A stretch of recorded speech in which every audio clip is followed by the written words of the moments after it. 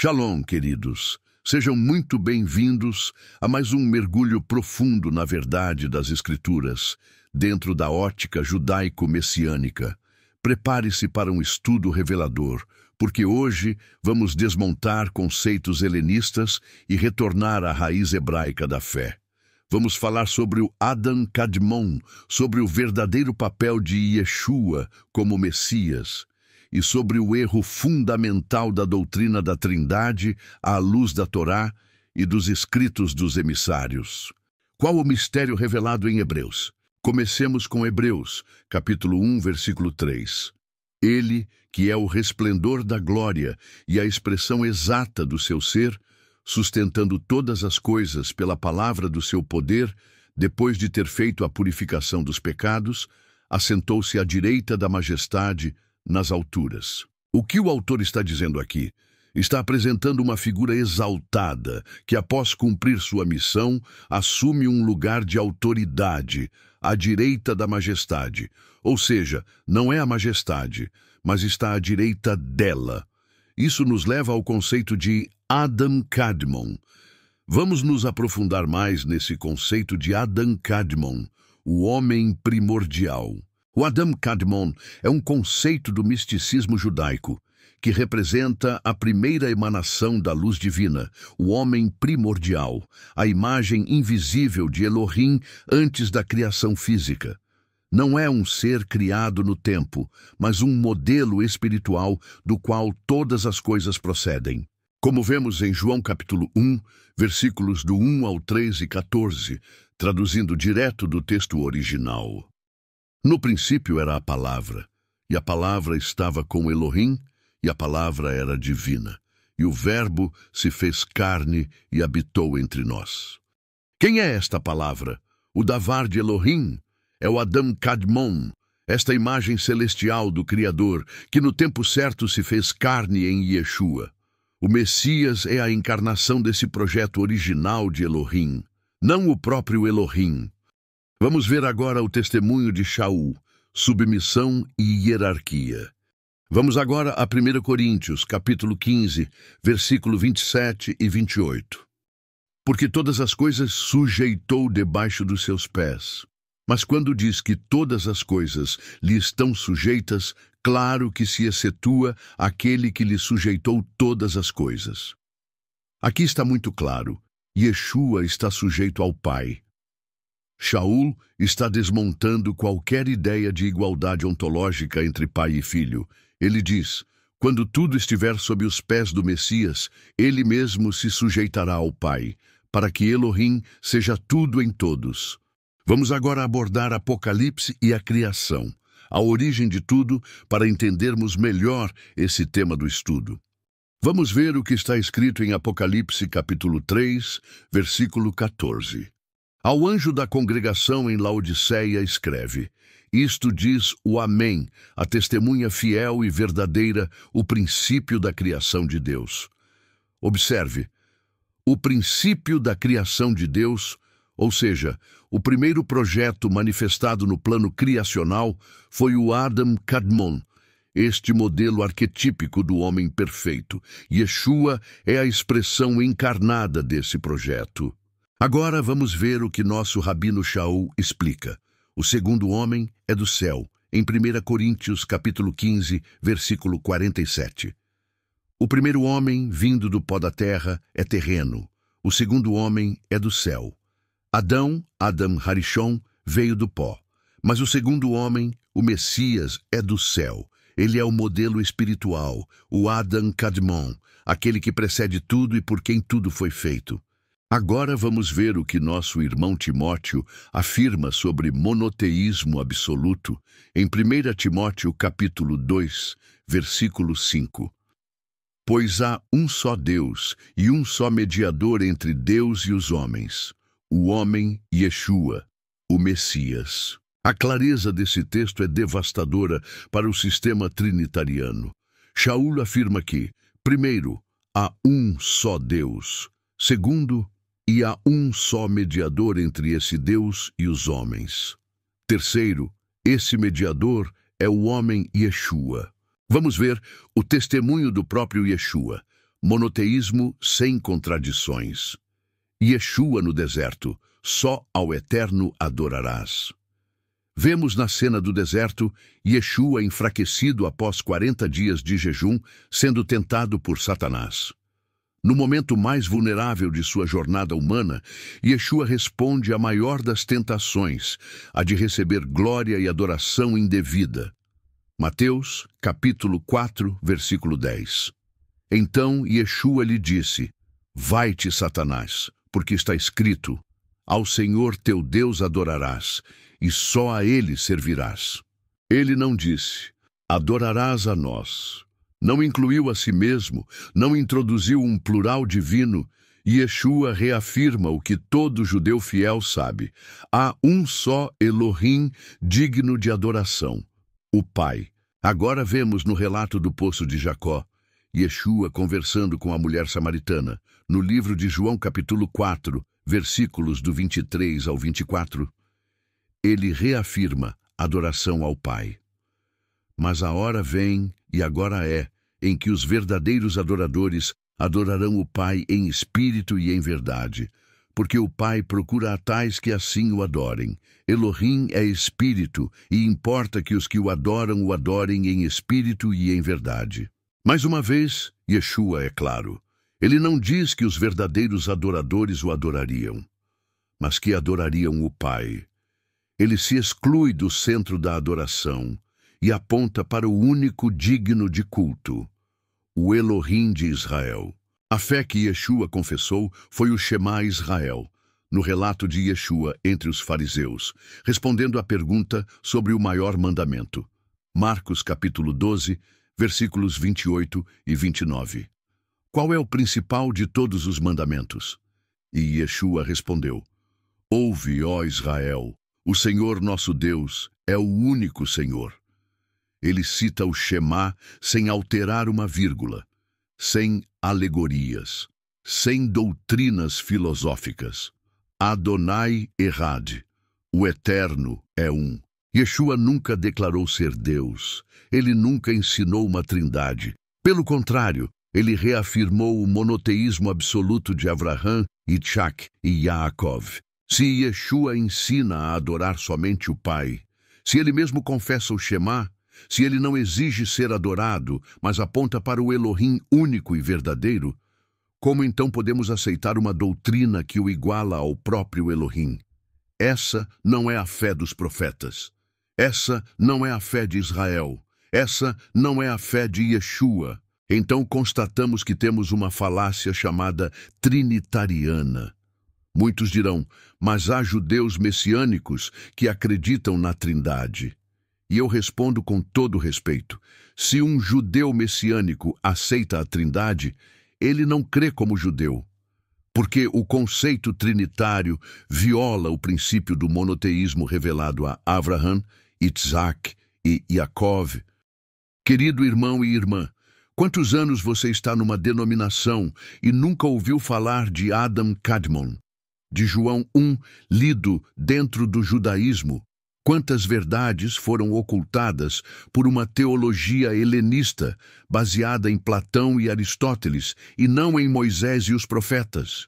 Escreve aqui nos comentários: eu já conhecia o conceito de Adam Kadmon, ou nunca ouvi falar disso antes.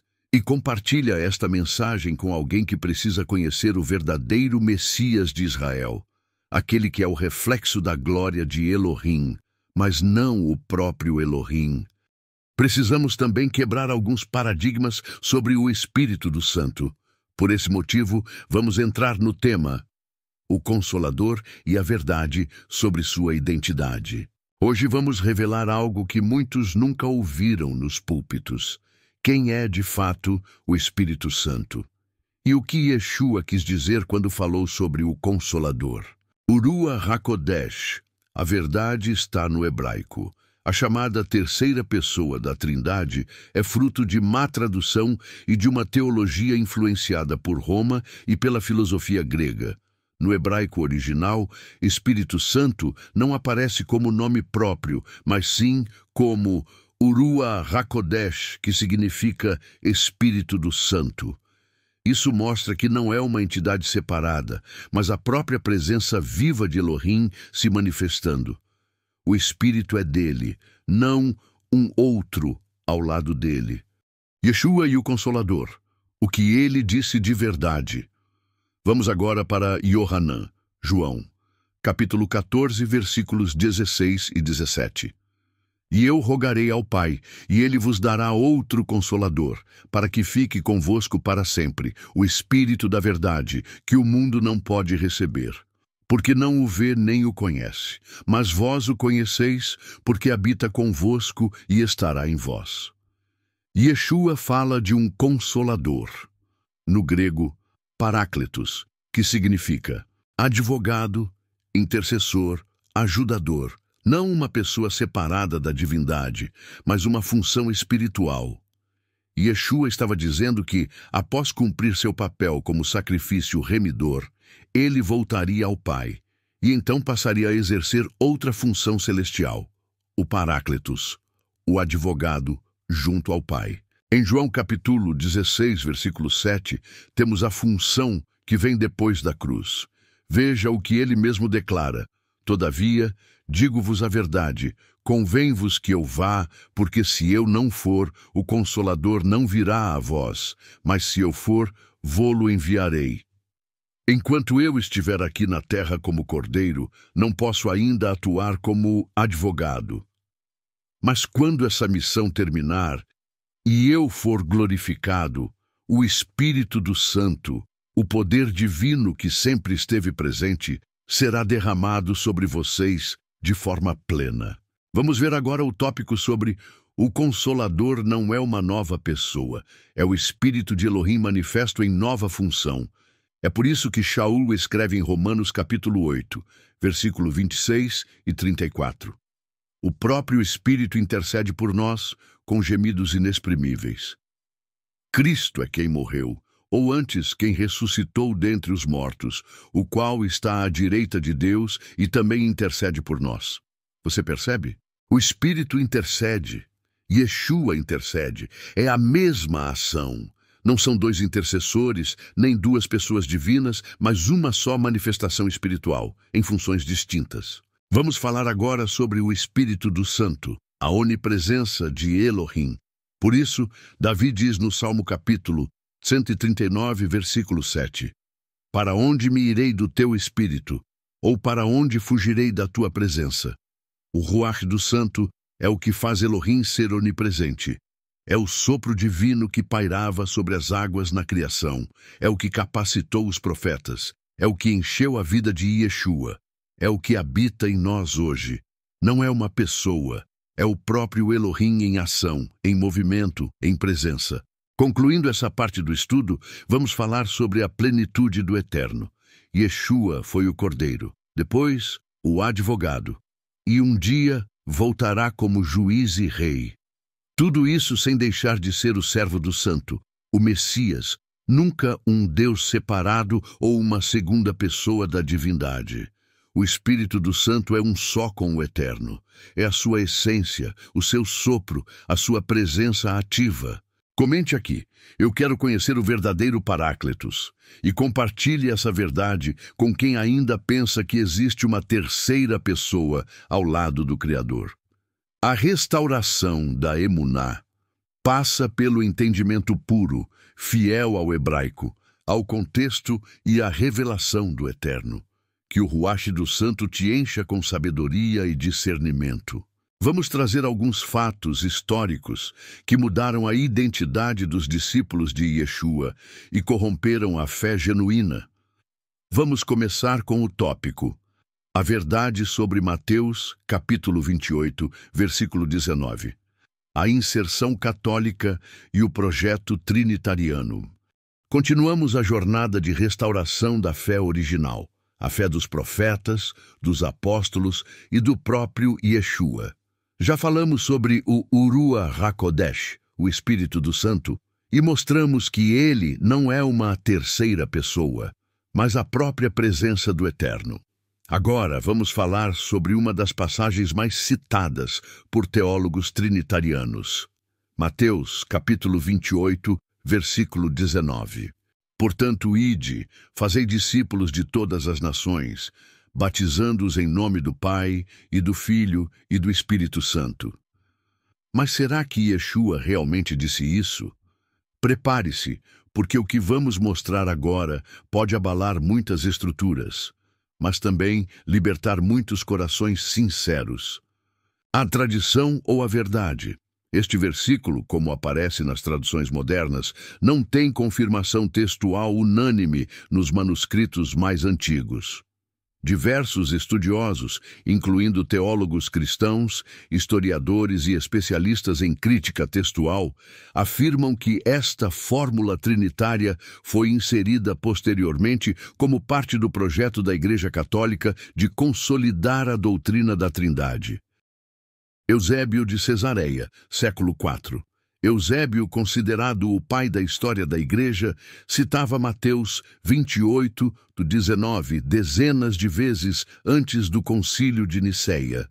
Mas veja como ele citava: Ide e fazei discípulos de todas as nações em meu nome. Isso mesmo, em meu nome, sem menção ao Pai, Filho e Espírito Santo. E mais, ele viveu antes da consolidação trinitariana no Concílio de Niceia, 325 d.C. Após esse período, Eusébio passou a citar o versículo já na forma trinitária, sugerindo uma adaptação aos novos dogmas impostos pela Igreja Imperial. Vamos ver sobre os manuscritos antigos e obras judaico-messiânicas. O Evangelho hebraico de Mateus, preservado por Shem Tov, escrito por volta do século XIV, mas com base em manuscritos mais antigos, também traz a forma curta: Ide e ensinai a todos os goim a guardarem tudo o que vos ordenei, e eis que estou convosco todos os dias. Sem fórmula trinitária, sem menção a três nomes, a ênfase está na obediência ao ensino de Yeshua. O Concílio de Niceia e a consolidação trinitária. A doutrina da Trindade não foi ensinada por Yeshua nem pelos emissários. Ela foi formalmente definida séculos depois, sob influência política e filosófica grega, nos concílios promovidos por Roma. 325 d.C. Concílio de Niceia, formulação da igualdade entre Pai e Filho. 381 d.C. Concílio de Constantinopla, inclusão oficial do Espírito Santo como terceira pessoa. A fórmula de Mateus 28:19, do jeito que aparece hoje, reflete essa estrutura teológica criada séculos depois dos eventos originais. O contraste com Atos dos Apóstolos. Se Yeshua realmente tivesse ordenado batizar em nome do Pai, do Filho e do Espírito Santo, por que os próprios apóstolos nunca fizeram isso? Veja Atos 2:38. Arrependei-vos, e cada um de vós seja batizado em nome de Yeshua HaMashiach para perdão dos pecados. E mais. Atos 8:16. Batismo em nome de Yeshua. Atos 10:48. Mandou que fossem batizados em nome do Senhor. Atos 19:5. Foram batizados em nome do Senhor Yeshua. Nunca em nome de uma trindade, sempre no nome do Messias, como enviado do Eterno. O significado espiritual. O verdadeiro batismo é um ato de aliança com o céu, reconhecendo que Yeshua é o Messias enviado por Elohim, e que por meio dele, o Espírito do Santo, o Ruach HaKodesh, age em nós. A ideia de três nomes, ou três pessoas divinas, fere o Shema, a declaração fundamental da fé judaica. Adonai Echad, o Eterno, é um. Deuteronômio 6:4. Conclusão: restauremos o texto e a fé.